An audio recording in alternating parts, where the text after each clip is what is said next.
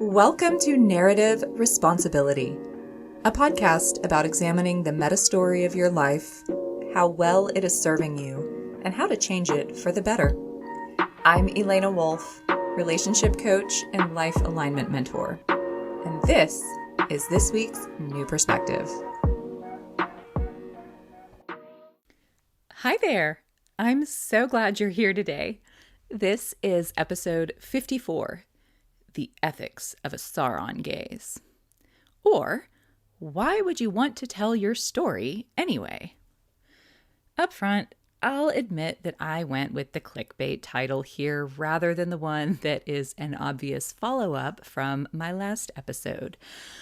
But since this episode contains a side quest that I promised 2.5 years ago when I originally wrote my podcast description, it seemed equally, if not more relevant to highlight that in the title. So, okay, what exactly are we here to talk about? Well, last time in the episode titled Whose Story Is It Anyway?, I dug into some of the ethical considerations of sharing personal stories in public forums, like this podcast, or on social media, or in published works of art, or memoir, or documentary, when those stories involve other people. What I didn't have space for in that philosophy lesson was strategies for how to share without creating an ethical quagmire, a deeper look at the reasons one might want to share in the first place, and the risks that come with sharing anything at all in a world in which people who are blessed or cursed with a Sauron gaze exist. And we're kind of going to tackle these in the reverse order, so bear with me. First, I have no idea if anyone besides me and my closest friends use the term Sauron gaze for someone who sees too deeply into others, but essentially that's what we mean. It is a shorthand for that phenomenon, which is a capacity that I am blessed/cursed with. Basically, it's eerily accurate insight that comes from putting together a lot of context clues and micro expressions with mental maps of belief, behavior, personality, trauma, and cultural expectations that all together can tell me way more about a person than they thought I could see, or that I am frankly comfortable knowing if they did not choose to disclose it to me. This might have some obvious professional advantages and perhaps has in some ways informed my professional path, but on a personal level, it can be kind of awkward. Now, the reference, of course, is to Tolkien's Lord of the Rings books, or movies if you know the movies. The movie tries to portray what the book describes as kind of an internal, emotional, felt sense experience, but the film really only conveys it if you already know what is happening from the book.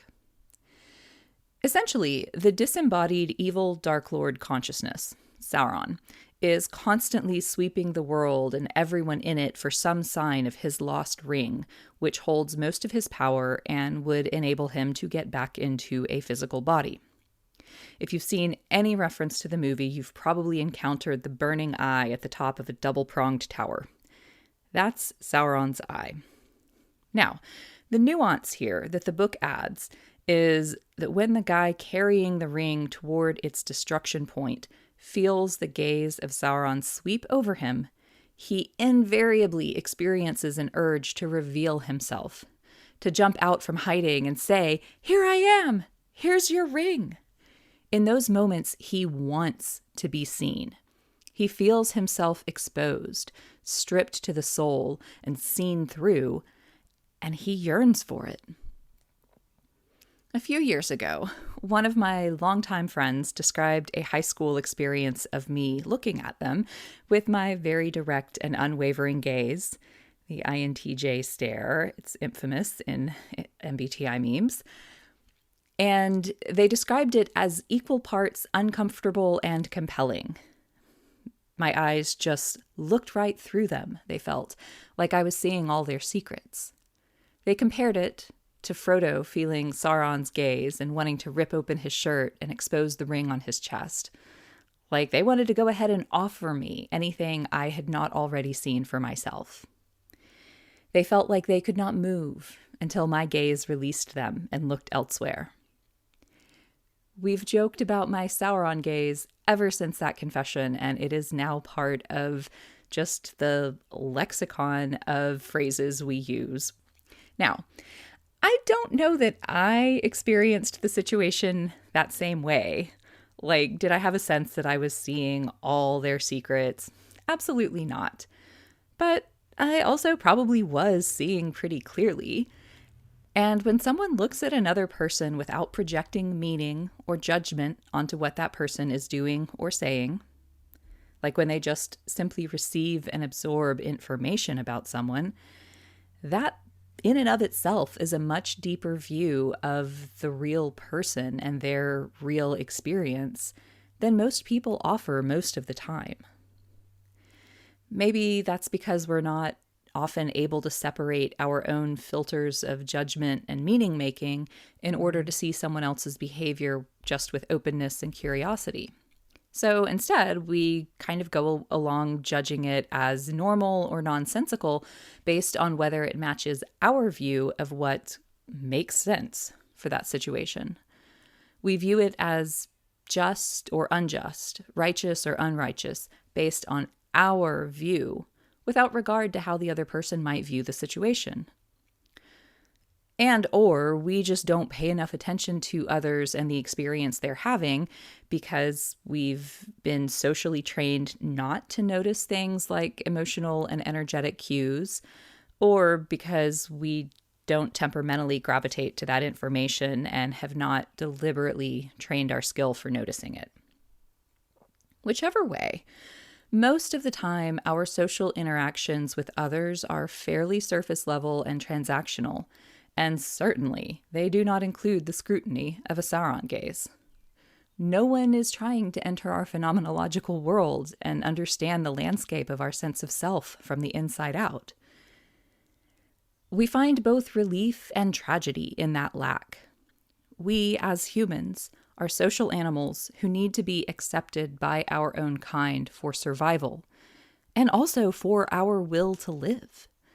The joyful experiences of life that make it worth the inevitable pain and discomfort of existing in a biological body that grows and ages and dies. Those joys are rooted in our connections with other people. Being accepted as we truly are, without the need to mask or perform a particular role, is the safe foundation of connection.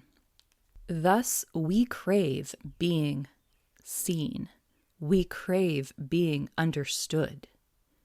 Simultaneously, we fear it because we have been taught by our culture or our family that some parts of us or some part of our natural way of being are bad, wrong, unwanted, unacceptable.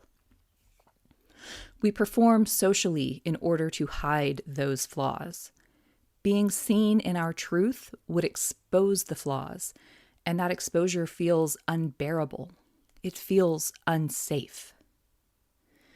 So when we encounter someone who is receptive, observant, open, curious, and also focused, they offer a very different experience of connection. If we find that they are looking, really looking at us, that attention feels both alluring and dangerous, like Sauron's burning, all-seeing eye. The thing is, people do want to be seen. We all have a fundamental desire to be psychologically naked before another person, to stop all masks and simply exist in our truth, boldly and with abandon. That's the feeling that Frodo gets when the eye sweeps over where he hides in the shadows. Conversely, this is the thing which terrifies us most, that we might actually be seen in all our strengths and limitations, our travails and our self-created shadow monsters, our vulnerable truth and the pretenses we use to hide it from the world. Many of our fears and inadequacies will burn away beneath the sunlight of another's gaze, if we can tolerate it long enough to internalize the experience of being seen and not rejected. That experience lies on the other side of being seen without yet knowing whether we will be rejected, with the expectation that we will be rejected. It is not a comfortable process. Generally, that type of intimacy is reserved for those who have earned it from us. That is, those who have given us a reason to believe they will not reject us for what we finally expose. Those who have already accepted parts of us that we feared were unacceptable. Who have nullified our fears, piece by piece, until that final exposure is small enough to feel like a manageable risk.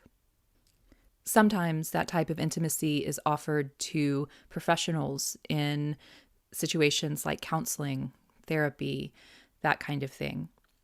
Those situations have a built-in safety plan because of the nature of that relationship. But if we encounter someone who offers to see us clearly from the first moment of contact, when we're just kind of out in the wild living our life and there's not the barrier of professional contracting for this specific service, well, at least in my experience, as that someone who is seeing clearly, who is offering other people this moment of contact, how it tends to go is something like this. The power of observation and openness is irresistible. The pent-up need to be understood, to have one's truth spoken out loud and witnessed by another, spills out. Stories they have never told anyone fall from their lips almost without conscious volition. Secrets they have harbored about how their mind works, or the emotional wounds from their past that they were told they should just let go of, flow out without resistance. They are received by my curiosity. They are seen. In the moment of the telling, they have set down their rational egoic defenses and exist purely in connection with another, with me, without performance. And when the words stop, reality crashes in. Their defenses come back online and they panic. What did I just do? I can see it in their eyes, this sudden paralyzing self-awareness. And then the wall goes up. Oftentimes it never comes back down, or maybe we never encounter each other again. I don't know whether the emotion that flares in people in this situation is always shame, or if sometimes it's simple fear or embarrassment at having overshared or something else. But I have seen it more times than I can recall. That shutdown that happens as soon as someone's self-awareness returns. A shutdown and a shut out. I didn't ask for those confessions.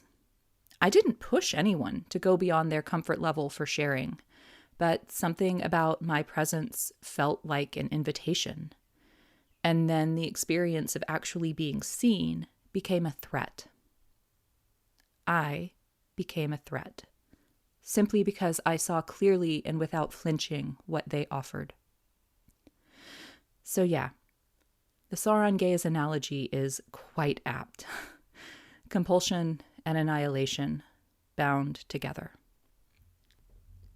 What are the ethics, then, of going through the world with Sauron's burning eye of truth that strips away defenses and sees past masks because it spots the incongruent details? There are people who have built up this way of seeing via frameworks of understanding like Jungian cognitive functions and MBTI preference stacks, flow states, the Enneagram, attachment styles, core wounds, limiting beliefs, complex PTSD, so forth, frameworks like that. Then there are people who are innately observant and pick up on subtle shifts in expression, vocal tone, body posture, energy.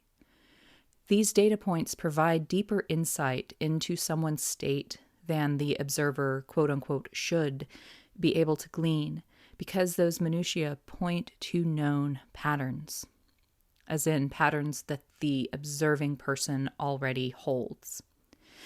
This process is holistic, intuitive, and often intrusive for the person whose mind works this way.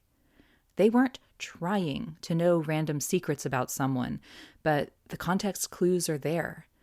Suddenly, this knowing exists in their mind and cannot be unseen, especially when the person being observed then proceeds to confirm it by acting in a way that is congruent with that pattern and no other. And then you have people who put the two of them together, like me. I was not trying to enhance my extant ability to see too deeply into people when I learned all those frameworks of understanding consciousness and emotional beliefs. I was just trying to understand myself and work through my own wounds so I could stop hiding behind masks and performance. The side effect of expanding my catalog of patterns accidentally supercharged my Sauron eye. It is intensely uncomfortable to exist this way, especially in a culture that is widely avoidant of emotional depth and psychological intimacy. I don't like knowing more about people than they have chosen to tell me. I don't like the ethical dilemma that puts me in. Do I tell them what I know? Do I try to lead them to some helpful insights that could move them forward out of a pattern they seem to be stuck in? Do I owe them any protecting or shielding because I know certain things about them? What violates their consent? What violates their autonomy? How do I redress this power differential in our connection? How do I show up in relationship in a way that honors what I know to be true of them without crossing into either enabling or manipulating?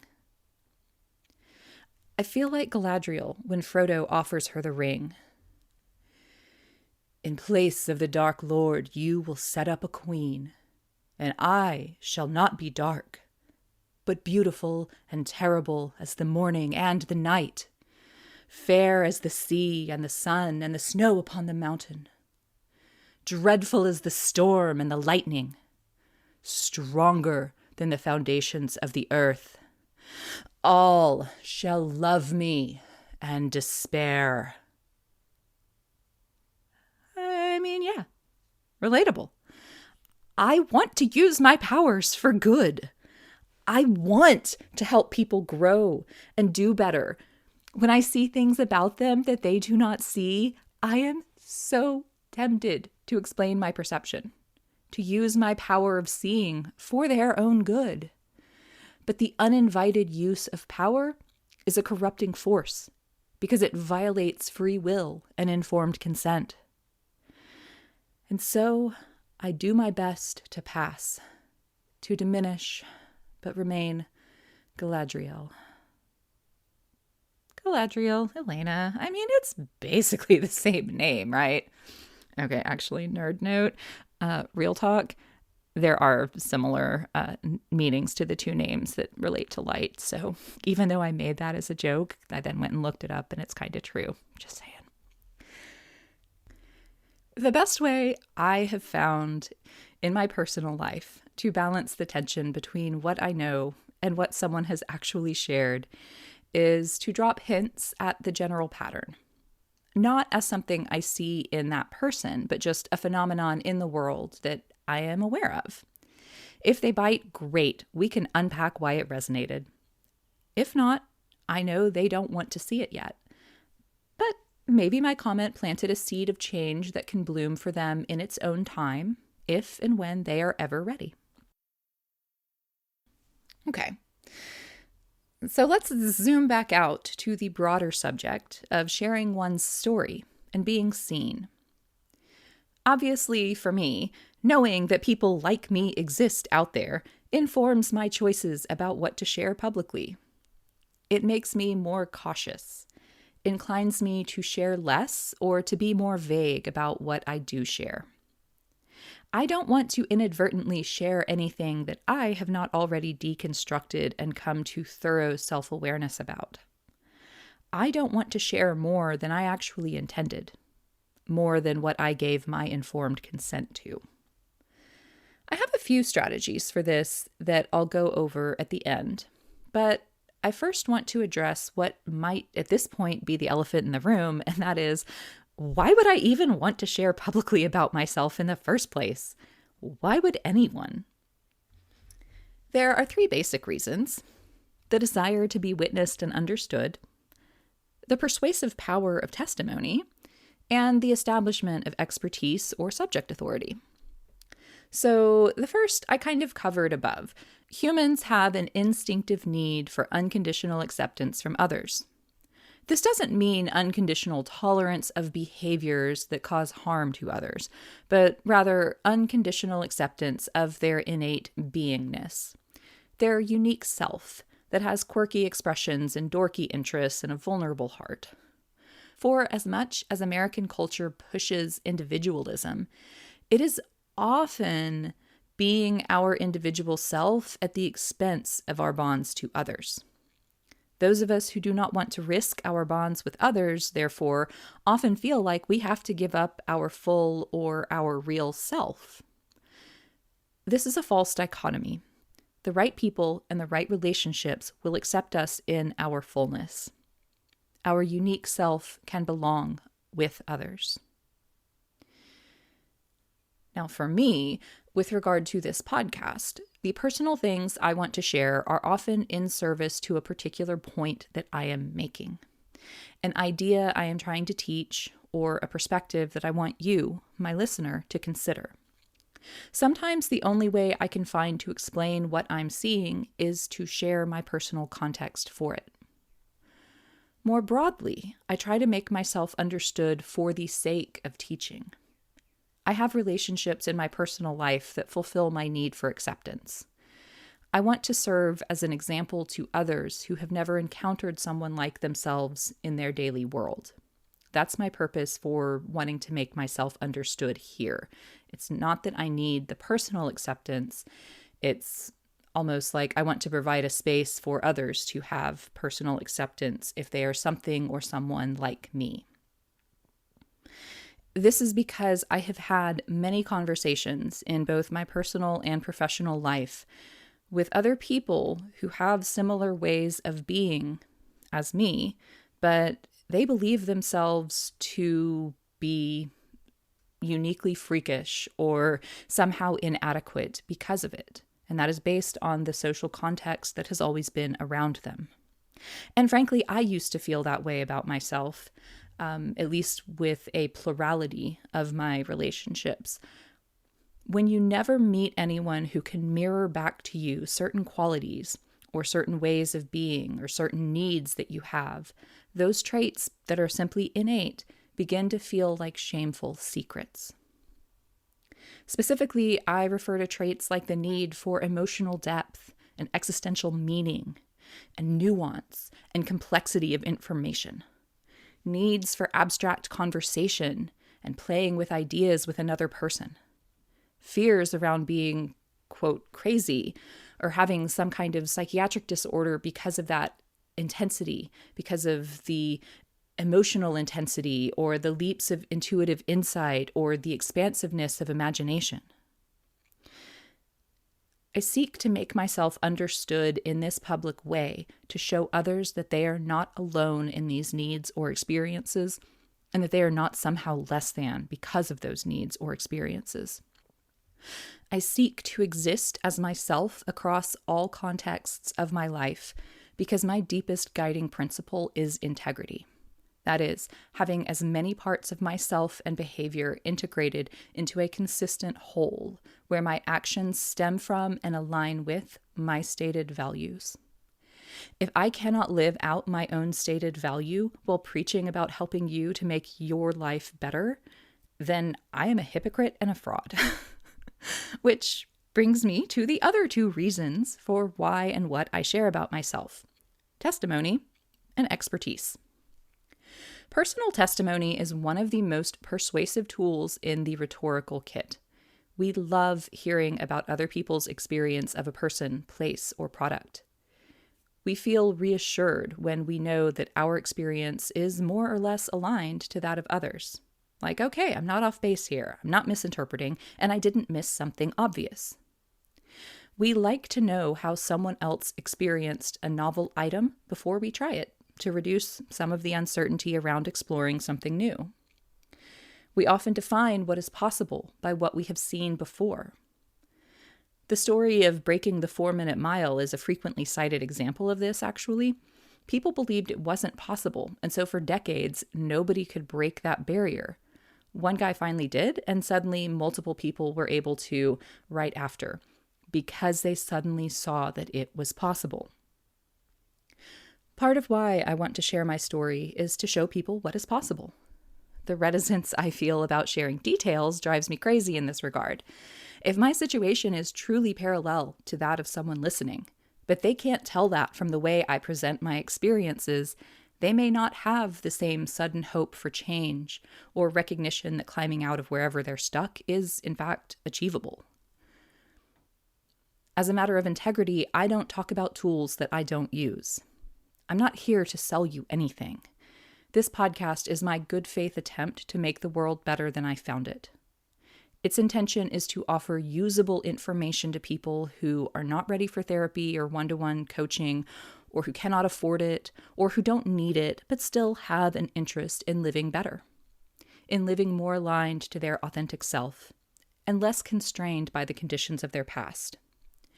If I cannot put my own lived experience, my testimony, behind something, I'm not going to tell you about it. Well, not unless I'm deconstructing it critically. But I'm not going to tell you about it in a positive way if I can't give you my testimony of it. Personal stories and testimonies are powerful. They're the basis of the Alcoholics Anonymous model, infomercials, evangelical religion, motivational speakers, and personal growth gurus the world over. Yes, testimony can be used for deliberate manipulation, but that is a consequence of its power to persuade and inspire, not an automatic condition of its use.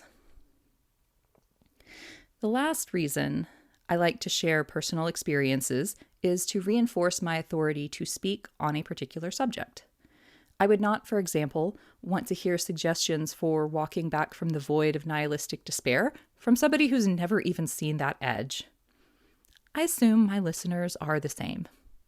For those very subjective personal experiences of emotion, consciousness, spiritual encounter, and relational healing, techniques being described by someone with no lived experience of needing them tend to feel flat, generic, similar to hearing an author describe a place you know well and getting all the details wrong. You can tell they've either never been there or only passed through. They don't know that place. So why should you care what they have to say about it or take them at all seriously? I have personally experienced moments of questioning whether a professional in a personal development space knew what they were talking about because of the way they told their story. I couldn't tell if they were aware of the dynamics I could clearly see just from the little bits they did share, such as emotional abuse within their childhood, but were trying not to directly call that out, or if they were not aware of those dynamics at all. If it's the former, I can lend credence to what they're saying. If the latter, not so much. I don't want to undermine my own competence on a subject by withholding relevant parts of my story. But, as I described at length in my last episode, sometimes that story is not just about me. It's not just mine. And other people in my life might be affected by my choice to share it. So finally then, what are some of the ways I, or you, in your life and public and artistic expression, might find a middle ground when it comes to sharing?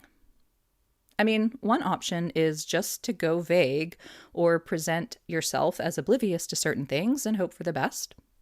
If that makes your point miss a few members of your ideal audience because they didn't see the resonance or thought you were underinformed, so be it. being more general probably also made the story feel applicable to a wider range of people than maybe you were mentally intending, and so those numbers kind of wash out. For artistic expressions, which require specificity, a useful substitute for vagueness is metaphor.